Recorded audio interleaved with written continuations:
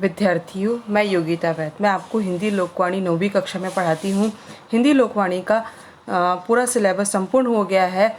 आज मैं आपको रिवीजन लेने वाली हूँ और आपको मैंने दूसरी इकाई में से जो पार्ट नहीं आने वाले हैं वो मैंने आपको पहले ही बताया था। थोड़ी सी इसकी जानकारी मैं आपको और दे रही हूँ। सिलेबस में मैं बर्तन नहीं मांजूंगा और उम्मीद ये 2 पार्ट आने वाले नहीं हैं, बाकी ये पूरे 6 पार्ट आने वाले हैं। आप अपने टेक्स्ट बुक में ये टिक कर सकते हो। सिलेबस का जो 25% कोर्स कम हो गया है उसकी वजह से ये 2 पार्ट हमारे सिलेबस में से हट गए हैं, यानी कि 8 पार्ट में से अब 6 पार्ट ही आने वाला है।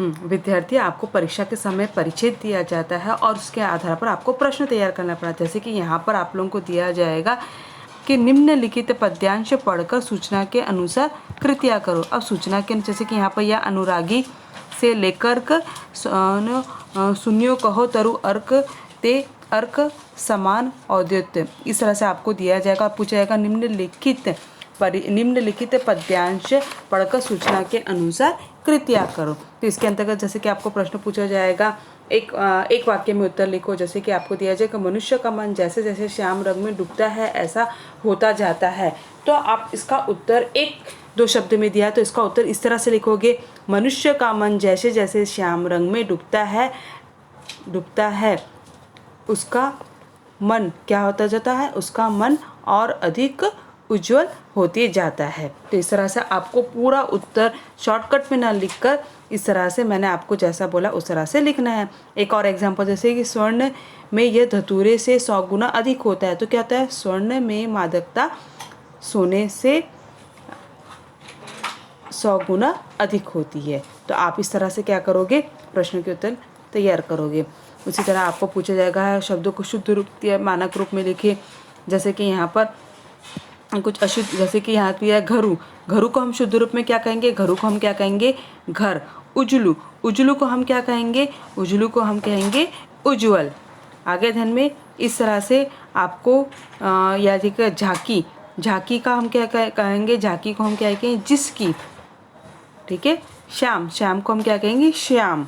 तो इस तरह से यहाँ पर जो शब्द दिया है उसे हमें क्या करना है, मानक वर्तनी शुद्ध रूप में हमें लिखना है। या परिचय में प्रयुक्त विशेषण शब्द ढूंढ के लिखिए।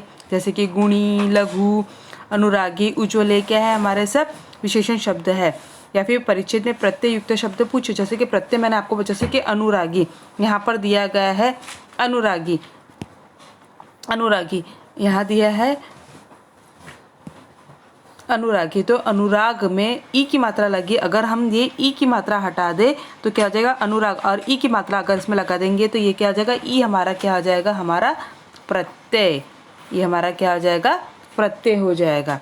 आगे ध्यान में उस तरह से आपको मादकता, मादकता शब्द में अगर आप मादकता में से आप ता हटा दें, क्या हटा दें आप, ता हटा दें, मादक। तो अगर ता हटा दिए और ता लगा दिए तो क्या हो जाएगा, मादकता। ठीक है। उसी तरह से गुणी, गुण में ई की मात्रा लगा दिया है तो क्या बनेगा, ई। तो ये क्या हो जाएगा, ये सब हमारे क्या है, प्रत्यय। ये प्रत्यय युक्त शब्द है। या आपको पूछे उपयुक्त पद्यांश का भावार्थ लिखिए, तो आप इसका भावार्थ लिख सकते हैं। आपको आपके आधार पर आपको क्या समझ में आया तो आप उसके आधार पर भावार्थ लिख सकते हैं। फिर आपको आगे यहाँ से लेकर यहाँ तक के ये दोनों में से कोई भी एक आ सकता है ना, तो इस तरह से आपको तैयार करना। जैसे कि पूछा जाएगा कि आकलन कृति में नर की पुरु नल की नीर है, इस दोहे द्वारा प्राप्त संदेश क्या है, यानी कि इस दोहे में से हमें क्या संदेश प्राप्त होता है। लिखे, व्यक्ति जितना विनम्र होगा वह उतना ही उन्नत और श्रेष्ठ होता जाता है, समाज में उसका मान सम्मान और अधिक बढ़ जाता है, इसलिए हमें हमेशा विनम्रता पूर्वक व्यवहार करना चाहिए। तो आप इस तरह से कर सकते हैं। या फिर पूछेंगे विलोम शब्द का अर्थ पूछेंगे, तो विलोम शब्द में आप क्या, जैसे कि रुचि, रुचि का अगर हम विलोम शब्द देखेंगे तो रुचि का विलोम शब्द क्या होगा, अरुचि। उसी तरह से आपको अगर पूछा जाएगा बुरा, बुरा का क्या होगा, बुरो को, यहाँ पर बुरा दिया है तो बुरो का क्या होगा, अच्छा। उसी तरह का ऊंचा, ऊंचा का क्या हो जाएगा, उच्च से जो आता है उसे हम क्या कहेंगे, नीचा। सुंदर, सुंदर का यहाँ पर उसका उत्तर दिया है, क्या दिया है, कुरूप। ठीक है। फिर पर्यायवाची शब्द में जैसे कि गति, जैसे कि आपको पर्यायवाची शब्द नीर, नीर का पर्यायवाची शब्द क्या होगा? जल। कूप, कूप का पर्यायवाची शब्द क्या होगा? कुआं। उसके बाद सागर जलधि, नदी सरिता, इस तरह से। या फिर आपको लिखा जाएगा परिचित में प्रयुक्त संज्ञा शब्द ढूंढकर लिखो।